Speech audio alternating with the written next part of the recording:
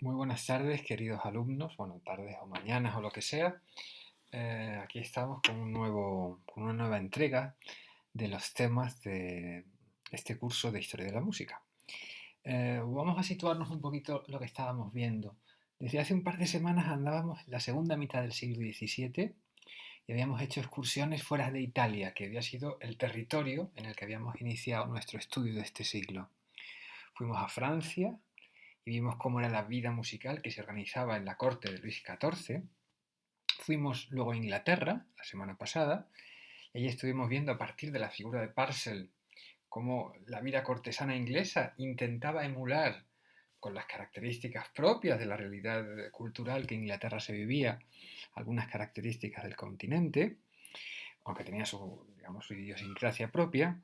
Y ahora volvemos a Italia, en esta segunda mitad del siglo XVII, y vamos a hablar de un fenómeno muy relevante en el desarrollo de la música posterior, pero que se cimienta su importancia en este tiempo, que es el triunfo de un instrumento que se va a convertir en un símbolo de la música durante bastante tiempo. Me estoy refiriendo al triunfo del violín y lo vamos a asociar con la figura del compositor que más se vincula con la gloria primera de esta fuente sonora, que fue Arcangelo Corelli. Ya sabéis que en el 17 Italia era una fuente de novedades. Ya vimos en uno de los temas cómo en Italia surgían nuevas formas de componer, nuevos géneros musicales, nuevas maneras de expresar un texto.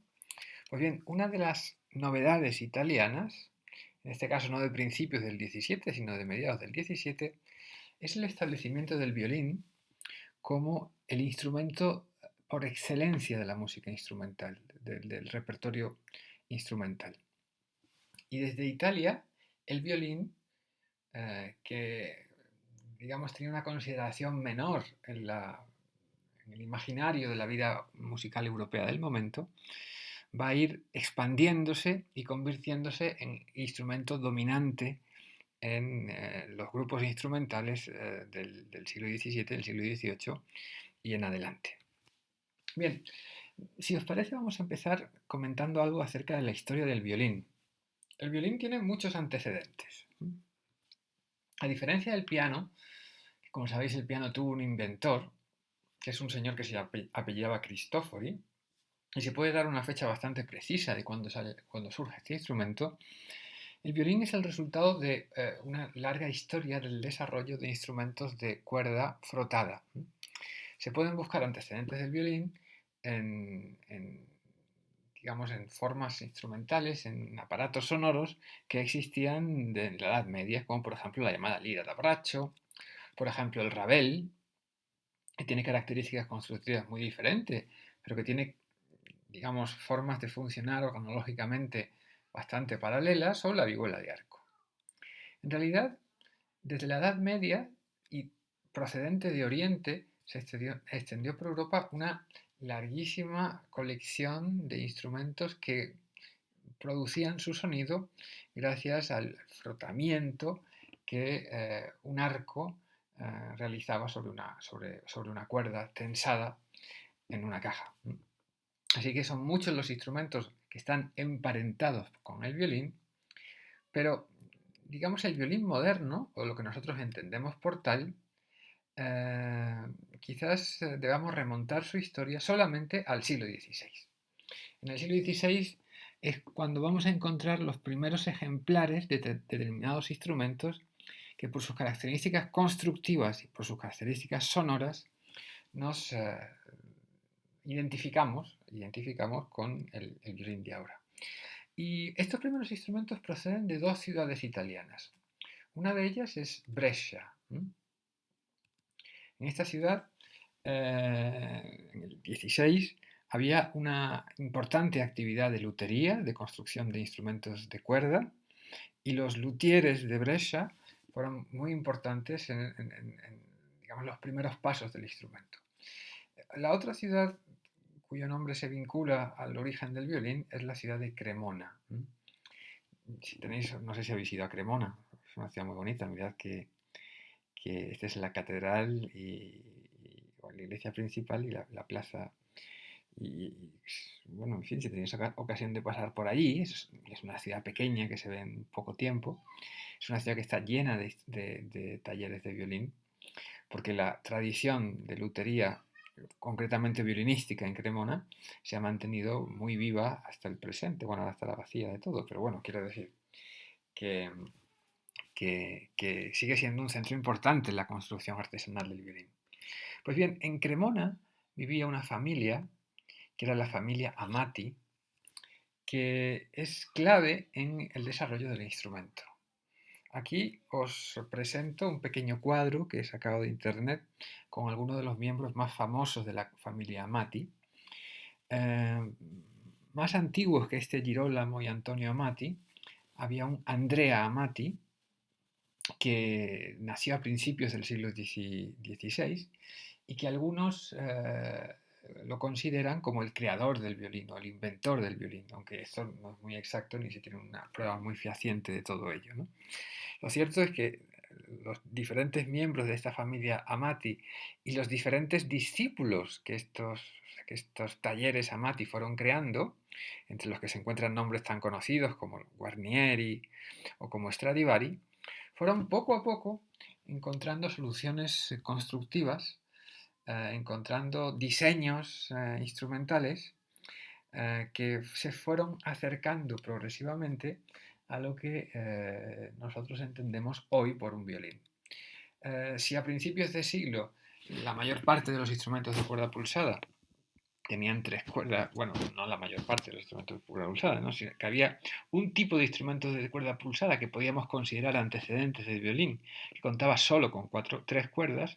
Ya a mitad del siglo XVI se establece como norma general los instrumentos con cuatro cuerdas, instrumentos que se afinan por quintas, y eso los diferencia de las violas de gamba, que era el instrumento de cuerda pulsada más popular hasta ese momento, y además instrumentos que no cuentan con trastes en el mástil. Ya sabéis, los trastes son esas marquitas que hay, como por ejemplo en las guitarras o en las violas de gamba, que ayudan para la afinación, porque el instrumentista tiene que poner el dedo en la marca que corresponde. En los violines no hay trastes, ¿eh? Aunque cuando, esto es un secreto que los que no son violinistas no lo saben, pero cuando los alumnos empiezan a estudiar violín se ponen como marcas, pegatinas, para saber exactamente dónde está la afinación de cada nota. Pero, en fin, en el violín no hay trastes, cosa que a veces es lamentable, pero en fin, que es, digamos, poco útil dado el tamaño del instrumento y sus posibilidades de desarrollo de tesitura. Bien. Bueno, como digo, en el 16 se fue formando en este entorno artesanal de los Amati, en Cremona y en Brescia, el instrumento tal y como lo conocemos, aunque podemos decir que cuando se fija definitivamente fue a final del 17 gracias a uno de los discípulos de esta saga de los Amati, que es el famoso Antonio Stradivari o Stradivarius, ¿no? Fijaos, la figura de Stradivarius es una figura, a mi juicio, interesantísima porque es el único constructor de instrumento de fama reconocida y universal. Si tú le preguntas a cualquier persona lega en música que te diga quién fue o qué hizo Stradivarius, pues probablemente lo sepa. Y incluso, imagínate que hay hasta unas tiendas que se llaman así, es absurdo, quiero decir, el nombre de Stradivarius está como, digamos, asociado a la calidad, a la, no sé, a la artesanía, digamos, tiene unas resonancias tan prestigiosas en la cultura occidental que se ha utilizado para darle nombre a una cadena de ropa no especialmente prestigiosa, pero bueno, eso ya es lo de menos, ¿no? Bueno, Antonio Stradivari es un mito en la construcción instrumental, es un mito en la música occidental, pero fue un mito desde muy pronto. En el siglo XVIII ya los instrumentos de Stradivari estaban cotizadísimos y eran instrumentos que alcanzaban pues, un gran precio en el mercado. Y eso hizo que los constructores posteriores tomasen los modelos de Stradivari como, digamos, ejemplo perfecto, como modelo a repetir y se estandarizasen las formas de construcción a partir de lo que Stradivari había hecho. Como curiosidad, eso vosotros lo sabéis, porque conocéis bien el patrimonio cultural de nuestra ciudad de Madrid. En Madrid conservamos una colección extraordinaria de Stradivarius que se encuentra en el Palacio Real. Y además es una colección que tiene una historia muy interesante, que creo que no voy a contar o que voy a resumir. Y es que esta colección fue encargada como tal, es decir, lo que hay digamos, los instrumentos de Stradivarius que hay en el Palacio Real son 5. Uno es un cuarteto de cuerda, que consta de 2 violines, viola y violonchelo, y otro es un violín aparte. Perdón, un violonchelo aparte. Y los instrumentos que forman parte de ese cuarteto fueron construidos pensando en que formaban parte de un conjunto. Y todos tienen una decoración común, que es la que se ve en el borde de la foto que está a la derecha. Estos instrumentos Stradivari fueron adquiridos por la Casa Real Española, estuvieron en uso durante todo el tiempo, durante todo el siglo XVIII y XIX en la Real Capilla. Hubo algunas aventuras muy interesantes de estos instrumentos. 2 de ellos desaparecieron en la Guerra de la Independencia, un violín y una viola. El violín pudo recuperarse justo después de la guerra, pero la viola se compró en el siglo XX, en una casa de subastas londinense. Y aquí tenemos a un señor con el que tengo una especial relación histórica, que es este Juan Antonio Ruiz Caso, que era un famoso violonchelista, conservador de los instrumentos de palacio y el responsable de la adquisición que hizo en los años 50 el Estado español de la viola que faltaba de esta colección original de Stradivarius. Bueno, no me enrollo más, es una historia muy bonita. Si hubiese estado con vosotros en directo lo hubiese contado con más énfasis y contando más detalle, pero no, ya tendremos ocasión de comentarlo. Bien, como digo, hemos resumido de forma muy rápida las cuestiones, digamos, de historia organológica del instrumento.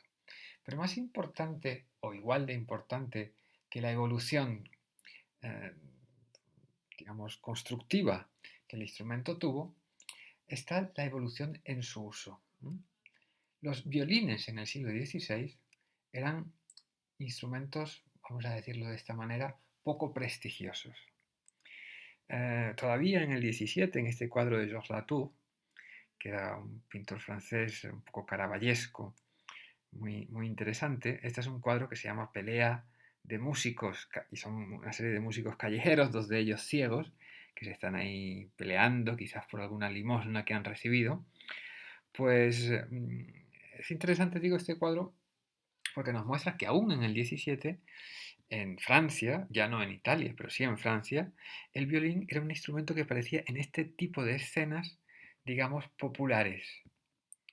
Por decirlo de otra manera, el violín era un instrumento considerado como de mal gusto, de las clases sociales inferiores, un instrumento chabacano, cutre, por decirlo así, que como tenía un sonido potente y penetrante, era bueno para acompañar la danza, pero que en ambientes más nobles eso no se veía. Eso, como digo, esa era una idea general en el siglo XVI, y en el XVII en algunas regiones de Europa se mantenía esa idea. Lo interesante es que en Italia, en el XVII, se desarrollan capacidades expresivas y capacidades virtuosísticas del instrumento que le dan como una nueva importancia en el panorama musical del momento. Y además ocurre una cosa muy importante, que es que el violín desarrolla una técnica de ejecución que lo diferencia del instrumento que ocupaba, vamos a decir así, los salones nobles en el siglo anterior, que era la viola da gamba. ¿A qué me refiero con esta de las nuevas técnicas de ejecución? Pues en primer lugar, que observamos en los repertorios italianos de violín del XVII, que conforme avanza el siglo, se amplía la posibilidad virtuosística del instrumento ampliando su registro. Vamos a ver, para los que no sois violinistas y para los que no habéis tenido mucho trato con el violín. El violín tiene 4 cuerdas que están afinadas por quintas. La cuerda más grave es un sol, después re, la y mi. Por lo tanto, la cuerda, digamos, el sonido más grave que puede hacer un violín es el sol que se corresponde con la cuerda más grave del instrumento, que es el sol que está debajo, en clave de sol, pues una octava por debajo del sol en segunda línea, es decir, en primer, segundo, tercer espacio adicional inferior de una clave de sol en segunda. Esa es la nota más grave que puede dar un violín. ¿Cuál es la nota más aguda? Pues en realidad no tiene límite. Porque para dar notas más agudas, lo que hace el violín es acortar la distancia, acortar la cuerda. Cuando el dedo se pone sobre el mástil, cada vez se pone más, digamos, la mano entra más hacia adentro del instrumento y la cuerda se hace más corta y ahí se va subiendo. De modo que el límite agudo del violín es el desagrado o en fin, o la inaudibilidad. Lo que ocurre es que cuanto más agudo se toca en el instrumento, más difícil es de tocar, porque el tamaño, digamos, la distancia entre las notas es más pequeño. Por lo tanto, los violinistas primerizos y, por ejemplo, los violinistas del siglo XVI tocaban en lo que se llaman las primeras posiciones. Es decir, en registros que no subían mucho, registros que no tendían mucho hacia el agudo. Conforme avanza el siglo XVII, encontramos en diferentes obras cómo los instrumentistas van pidiendo posiciones más agudas de las manos. Eso significa que eh, se tiene la posibilidad de llegar a notas más agudas, más altas en el instrumento. Esto es difícil explicarlo así, pero bueno, aquí está. Aquí pongo algunos ejemplos, como en 1610, en una obra de Monteverdi, que es la Sonata sopra la Santa María, que está en las vísperas de la Beata Virgine, aparece ya pasajes de cuarta posición. Y en algunas sonatas de Uccellini, a mitad de siglo, hay pasajes en sexta posición, que esto implica ya notas muy agudas. Así que, en primer lugar, se amplía el registro del instrumento. En segundo lugar, aparecen nuevas técnicas de ejecución que quizás existían anteriormente, pero que ahora se registran. Por ejemplo, el pizzicato, es decir, el tocar la cuerda no con el arco, sino con el dedo, lo vemos indicado en partituras de Monteverdi en 1624. El glissando, que es aquello de pasar de una nota a otra sin levantar el dedo, entonces pasando por todos los sonidos intermedios, en obras de Farina de 1627. Y luego otras muchas locuras técnicas violinísticas que en el 17 encontramos reflejados en algunas partituras, como por ejemplo tocar con leño, que eso es tocar no con las cerdas, no con las cuerdas del arco, sino con la madera del arco, o tocar sul ponticello, que es tocar muy cerca del puente, lo que da un sonido muy diferente al instrumento. Bien, los encargados, los responsables de descubrir todas estas posibilidades técnicas nuevas del violín fueron una amplia colección de violinistas italianos que trabajaron en el siglo XVII y en el siglo XVIII. Aquí pongo los nombres de algunos de ellos. Marini, Vitali, Corelli, Torelli, Vivaldi, Tartini. Todos estos instrumentistas eran además compositores, porque la labor de instrumentista y compositor estuvo muy ligada hasta épocas recientes. De estos nombres, pues algunos conocéis, por ejemplo, Vivaldi, del que hablaremos un poquito más adelante. Pero yo quiero destacar a uno, que es Arcangelo Corelli, del que vamos a hablar, porque es considerado como el gran maestro del violín, como el primer autor clásico de literatura violinística, y además porque ayudó a fijar otra de las novedades que surgen en el violín del 17, que es el establecimiento de nuevas formas instrumentales. Es decir, no solamente en el 17 se crea un nuevo instrumento se estabiliza la construcción de un nuevo instrumento, no solamente se inventa una técnica nueva de ejecución de este instrumento, sino que también un tipo de pieza nueva que ayudará a difundir la música que este instrumento tiene la posibilidad de hacer. Como digo, estas nuevas formas instrumentales encontraron en Corelli a uno de sus impulsores y uno de los que consiguió estabilizarlas y establecerlas para los demás compositores. Bien, como habéis visto cómo ha caído esto, impresionante. Que hemos dicho antes, y ahora lo repetimos, que Arcangelo Corelli fue un clásico. Bueno, clásico es un adjetivo que se ha utilizado de muchas maneras posibles, pero una de las acepciones que tiene clásico es aquella que dice que lo clásico es aquello digno de ser imitado. Claro, la antigüedad clásica, digamos, las artes y el pensamiento de la literatura de los griegos y los romanos son clásicas porque fueron imitadas durante mucho tiempo, porque se consideraban ideales de perfección. Pues bien, la música de Corelli y su acercamiento al violín también fue clásico porque fue una música estudiada y copiada mucho tiempo después de su muerte. Además, Corelli es una figura fascinante porque fue el primer compositor que sin escribir música vocal se hizo mundialmente famoso.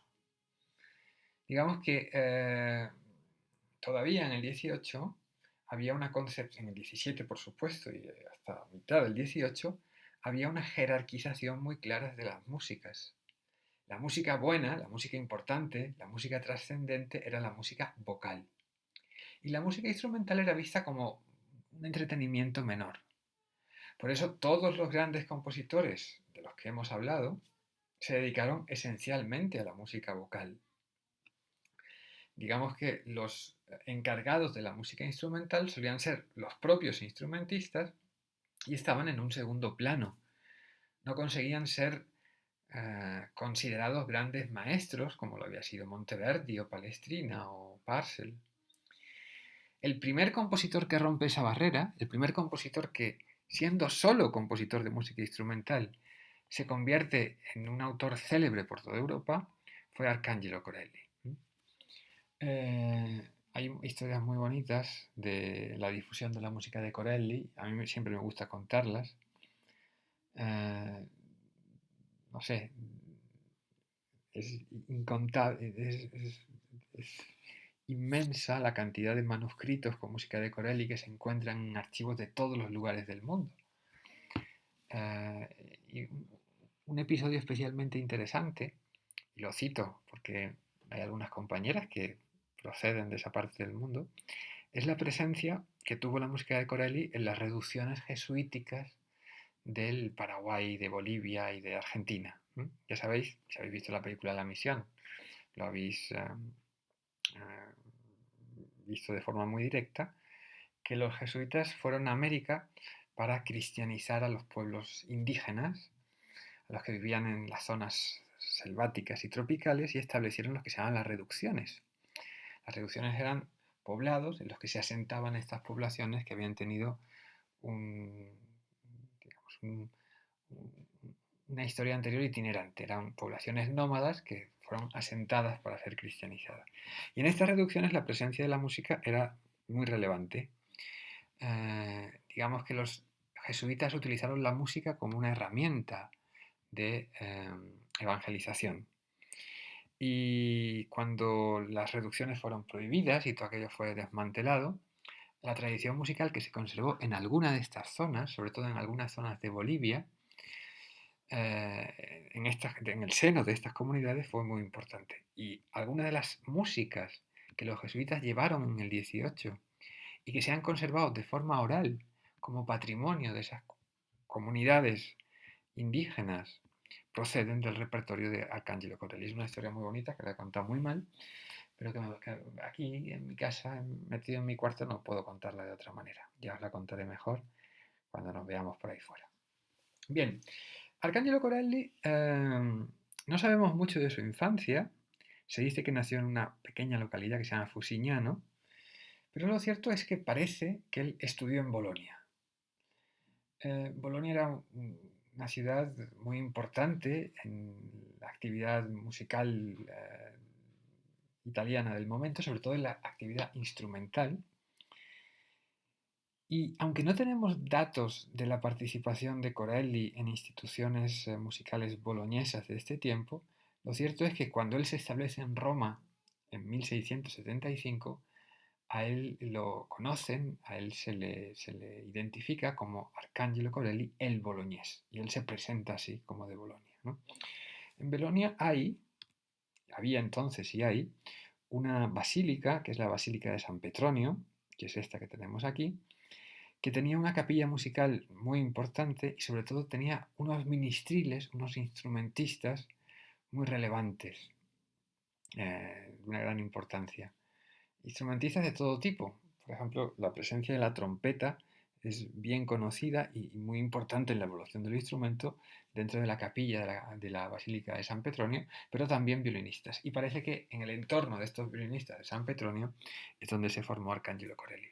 Pero lo cierto es que en el año 75 se fue a Roma, una ciudad mucho más importante y una ciudad que estaba vinculada políticamente con Bolonia, que formaban parte del mismo estado pontificio, y allí pasó el resto de su vida trabajando como músico para diferentes aristócratas, para diferentes personalidades de la vida eh, política y cultural romana. Aquí pongo en la ilustración dos de ellos, uno que es el cardenal Ottoboni y otra es la famosa ex reina de Suecia, Cristina, que es un personaje fascinante del que hablamos porque los círculos intelectuales de Cristina de Suecia fueron fundamentales en el establecimiento de aquello que hablábamos de la Academia Arcadia. En este cuadrito, mirad, es a la reina Cristina ahí sentada y hablando con ella de pie, este señor que está señalando con su dedo pues un papel. Este señor es René Descartes, el gran filósofo del momento, que fue otro de los protegidos, como Corelli, por la generosidad de la reina Cristina de Suecia. Es una ex reina porque esta señora que vivía en Suecia y que allí reinaba, decidió convertirse al catolicismo y renunciar así a la corona sueca, porque era un país protestante. Entonces se fue a vivir a Roma y en Roma vivió pues protegiendo las artes y fomentando la cultura y el conocimiento. Bien, como digo, en 1675 Arcangelo Corelli se fue a Roma. Allí tuvo una vida muy activa como instrumentista, como organizador de conciertos. En el año 1706, una vez ya muerta Cristina de Suecia, él forma parte de la Academia de Arcadia. En el año 1708 deja ya de tocar el violín y en el 1713 pues deja ya de vivir y se muere, ¿no? ¿Qué es lo importante de Corelli? ¿Cuáles son los rasgos básicos del estilo de este compositor que lo hacen destacar frente al resto? En primer lugar, el estilo de Corelli como violinista es un estilo virtuosístico, pero relativamente moderado. ¿Moderado qué me refiero? Pues que en la música de Corelli no hay grandes extravagancias. No encontramos esos sul legno, col ponticello, pizzicati, glissandi, que en otros violinistas del momento existen. Digamos que la gran dificultad del repertorio coreliano está en su uso de la polifonía. Ya sabéis que el violín es un instrumento monódico, pero un poco forzando la máquina se pueden dar varias notas a la vez. Y una de las grandes dificultades del violín es esta polifonía que en la música de Corelli está. Quizás lo más relevante que vais a escuchar ahora en la música de Corelli es el sentido tonal que su música presenta. A veces se nos pregunta a los profesores de historia de la música de cuándo empieza la tonalidad moderna. Se estudia la modalidad por un lado y luego los alumnos a veces tienen curiosidad por saber en qué momento arranca la tonalidad moderna. Pues bien, en realidad hay repertorios del 16 en los que las sucesiones de acordes y las cadencias se ven muy claramente. Pero podemos decir que es en Corelli, o es en este momento de la música italiana, cuando surge, cuando se desarrolla, cuando toma importancia el sentido tonal moderno, porque digamos que la música se organiza a partir de la tensión entre la dominante y la tónica. Y eso se ve muy bien porque Corelli y sus contemporáneos italianos utilizan de forma muy sistemática las sucesiones por quintas, que hacen, digamos, depender todo el discurso musical de esa tensión dominante tónica que es la característica de la tonalidad moderna. Otra cuestión muy importante de Corelli es que gracias al éxito que alcanzó, él consiguió establecer dos modelos formales que iban a mantenerse durante mucho tiempo. Sus repertorios instrumentales responden como a dos tipos distintos de composiciones. Una es la que se llama sonata da chiesa, sonata de iglesia, y la otra sonata da camera o sonata de cámara, cámara en el sentido de salón o salón palaciego. ¿Sí? ¿En qué se diferencia una sonata da chiesa de una sonata da camera? Una sonata da camera es una suite de danzas, es una sucesión de danzas. Una sonata da camera suele tener 4 o 6 danzas, quizás precedidas por un preludio, y danzas contrastantes. Ya sabéis que las danzas tienen una forma binaria, una primera parte que se repite y que hace un recorrido entre la tonalidad principal y la dominante, y hay una segunda parte que también se repite, que hay una vuelta a la dominante. La forma binaria, también estuvimos hablando de ella en una clase anterior, tiene muchas variantes, pero esa estructura básica se mantiene. De modo que una sonata da camera, y luego escucharemos uno, es una pieza en la que hay generalmente un preludio y luego una sucesión de danzas, cada una con su nombre, cada una con su denominación, con tempi contrastantes. Pues una demanda, una sarabanda, una giga, una corrente, lo que sea, ¿vale? Por contra, la sonata de Chiesa también es una sucesión de movimientos, pero es una sucesión de movimientos abstractos. Es decir, que en la partitura tú ves que no aparece el nombre de Allemande, o Sarabande, o Giga, sino que el título del movimiento es allegro, o adagio, o largo, o moderato. Estos movimientos van contrastando entre sí y además la sonata da Chiesa, además de no ser danza, sino respetar esa estructura binaria que era propia de la danza, la estructura de Chiesa, se presenta una cierta propensión hacia el juego contrapuntístico. Digamos que la escritura de esta sonata da Chiesa suele ser más erudita y la erudición musical o la erudición compositiva siempre se identificó con el uso del contrapunto y la imitación. Así que hay movimientos imitativos, cosa que en las sonatas da camera no se da. Bien, Arcangelo Corelli compuso poco, o por lo menos conocemos poco del repertorio que Arcangelo Corelli nos ha legado. En realidad de él conservamos solamente 6 números de opus, 6 colecciones, que es el opus 1, el opus 2, el opus 3, el opus 4, el opus 5 y el opus 6. Las 4 primeras colecciones, de la opus 1 al opus 4, son colecciones de sonatas en trío. Es decir, son colecciones de piezas escritas para 2 violines y bajo continuo. Es decir, se llaman sonatas en trío no porque toquen 3 instrumentistas, sino porque están escritas 3 líneas, como aquí vemos. 2 líneas superiores para los violines y la línea del bajo continuo, que, como sabéis, tiene una ejecución, digamos, abierta. Se puede tocar, repaso lo que dijimos del bajo continuo. Se puede tocar con un instrumento melódico grave, como puede ser un violonchelo, un fagote, pero generalmente, además de este instrumento melódico grave, hay un instrumento armónico, como puede ser un órgano, un clavicémbalo o un laúd. Pero también se puede tocar por muchos instrumentos. Esa línea puede ser interpretada por 5 instrumentistas. Todos los instrumentos melódicos graves tocarán las notas que aparecen escritas y todos los instrumentos armónicos improvisarán los acordes sobre las notas del bajo. Y para ayudar a la improvisación de esos acordes, pues están esos cifrados que veis ahí. Yo os animo a que ahora paréis esta grabación, vayáis en la lista de Spotify y escuchéis la primera obra que he seleccionado para vosotros, que es una de estas sonatas en trío, concretamente la sonata del opus 3, la número 8, que, ¿la número 8? Sí, la número 8, donde vais a escuchar pues un par de violines, un bajo continuo y una estructura de sonata da chiesa, es decir, una estructura de unos movimientos abstractos, contrastantes, y en los que el principio de la imitación aparece en alguno de ellos.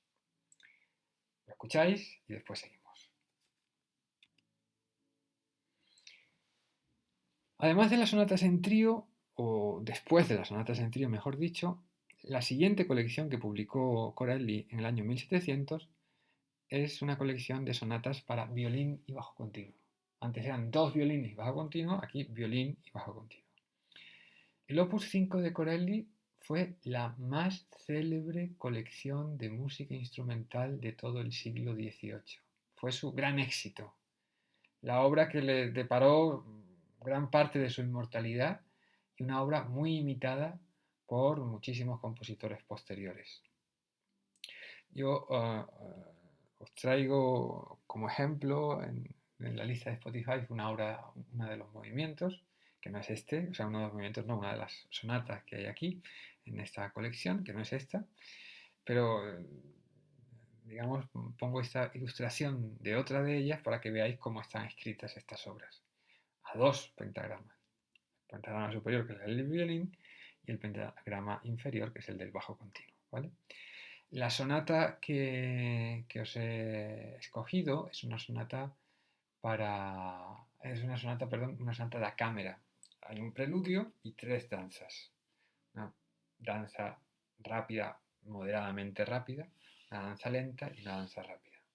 Yo os animo a que lo escuchéis y que os esforcéis por tratar de dilucidar las diferentes repeticiones de las formas binarias. Es decir, daros cuenta cómo hay una barra de repetición que hace repetir la primera parte y cómo después de interpretar la segunda parte se vuelve otra vez a repetir por otra barra de repetición para hacer esta forma que vamos a decir así es A-A-B-B. Pero cuidado, esto lo digo porque en fin, lo vais a escuchar en la grabación. Esas repeticiones nunca eran literales, sino que lo normal era que el instrumentista las ornamentase, y aquí lo hacen, de modo que no vais a escuchar exactamente la misma música, porque sobre la partitura los intérpretes deciden, digamos, añadir algún adorno, alguna ornamentación. Escuchadlo y ahora seguimos. Bien, una vez fallecido Corelli, se publicó su sexta colección de música, que son los llamados Concerti Grossi. Es su única obra, digamos, no camerística publicada. Los Concerti Grossi son un tipo de piezas orquestales en las que se opone una masa orquestal, un tutti, con un pequeño grupo, que es el ripieno o el concertino, que en el caso de Corelli son dos violines y bajo continuo. Y digamos que estos conciertos se basan en la oposición sonora entre, por un lado, el concertino, es decir, este pequeño grupo de dos violines y continuo, y por otro lado, el grosso, la orquesta completa, ¿vale? Si tenéis interés, pues por ahí podéis buscar perfectamente grabaciones de los concerti grossi corelianos o los que otros compositores hicieron imitando su modelo. Lo que no compuso Corelli son conciertos para violín. Y quería acabar la clase hablando de este género que va a tener un gran futuro y que fue la última forma instrumental para violín que se desarrolló en el siglo XVII. Se dice que los primeros conciertos para instrumento solista y orquesta son los de Torelli, no Corelli, sino Torelli, y están fechados muy al final del siglo XVII, pero que se dice también, con razón, que el compositor que logra fijar el modelo que va a tener un gran futuro de los conciertos para solistas fue Antonio Vivaldi. Vivaldi compuso muchísimos conciertos, se conservan más de 425 conciertos, muchos para violín, pero también para otros instrumentos de Vivaldi, en fin, el esquema básico de los conciertos de Vivaldi, que es muy repetitivo, decía con mucha maldad Stravinsky que Vivaldi no había compuesto 400 conciertos, sino 400 veces el mismo concierto. Y eso no es cierto. Además, ahora conocemos mucho mejor la música de Vivaldi que lo pudo conocer Stravinsky y sabemos la riqueza y la variedad que esta música tiene, ¿no? Pues bien, Vivaldi, que era un compositor que desarrolló su carrera, que aunque murió en Viena, porque murió en Viena, pues desarrolló su carrera en su ciudad natal, que era Venecia, estableció, digamos, los principios básicos de lo que va a ser un concierto de solista en épocas posteriores. Y eso consiste en 3 movimientos, rápido, lento, rápido. Esto procede de las oberturas italianas y de otras muchas cosas que no vamos a entrar ahora. Pero que en el primer movimiento y a la vez el tercer movimiento responde a una forma, a una organización del material sonoro que se conoce con el nombre de forma ritornello. La forma ritornello hay una sucesión de 4 o 5 tutis me refiero a la orquesta completa, toda la orquesta, intervenciones de toda la orquesta, que están separados por las intervenciones solistas.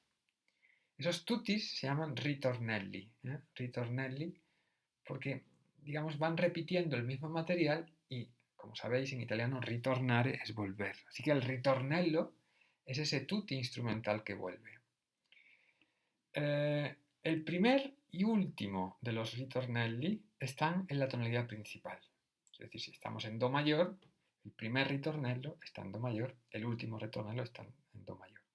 Los ritornelli intermedios están en tonalidades cercanas, relativos mayores en el caso de tonalidades menores, o relativos menores en el caso de tonalidades mayores, la quinta, la dominante, la subdominante, o cosas así, ¿no? Y el papel que tienen las secciones de solista, además de demostrar las habilidades instrumentales y virtuosísticas del intérprete, tienen un papel estructural muy importante en tanto que esas secciones de solista sirven de enlace armónico, sirven como secciones modulantes entre los distintos ritornelli. ¿Vale? Os he seleccionado pues, un primer movimiento de un concierto de Vivaldi para que podáis observar esta estructura, pero antes de que os lancéis a la escucha, solo me queda decir, para acabar todo esto, que este modelo de concierto para violín que estableció Vivaldi, que no solamente compuso conciertos para violín, sino que compuso para muchos instrumentos, y para muchos instrumentos, a veces instrumentos poco usuales. Esto es muy interesante, la producción de Vivaldi. Vivaldi, como sabéis, y si no os lo cuento yo, porque es muy bonito, fue profesor de un conservatorio, de uno de estos conservatorios que había en el siglo XVIII. En el siglo XVIII, los músicos, como tenéis constancia, se formaban en las capillas musicales. Pero había 2 ciudades italianas en las que había un tipo, una especie, pues unos conservatorios. Bueno, me estoy refiriendo a Nápoles y a Venecia. Estos conservatorios eran orfanatos que recogían a niños y que les daban una formación musical para asegurarles un futuro profesional. Recogían a niños pobres o niños abandonados o niños sin padres, ¿no? Y estos conservatorios, que eran casi como conventos, contaban con una plantilla de profesores externos para tratar de mejorar las enseñanzas y de enseñar a sus discípulos. Vivaldi fue un profesor de uno de estos conservatorios, l'Ospedale della Pietà, que era un conservatorio femenino, es decir, que los internos en este caso eran internas, y que era un conservatorio cuyas audiciones, cuyos conciertos públicos tenían una gran fama. Y que además estas audiciones reportaban a la institución bastantes fondos, porque la institución se mantenía por los fondos de donaciones y por los fondos que estas audiciones procuraban. Y una de las habilidades principales de las alumnas de este conservatorio, de este Ospedale della Pietà, era la interpretación de instrumentos poco usuales. Por eso Vivaldi compuso muchos muchos conciertos, o algunos conciertos para instrumentos como la mandolina, como la tromba marina, como, en fin, instrumentos no muy expandidos, pero sí utilizados en estas demostraciones de habilidades exóticas que en el Hospitalet de la Pietà se hacía. Bueno, no me enrollo más.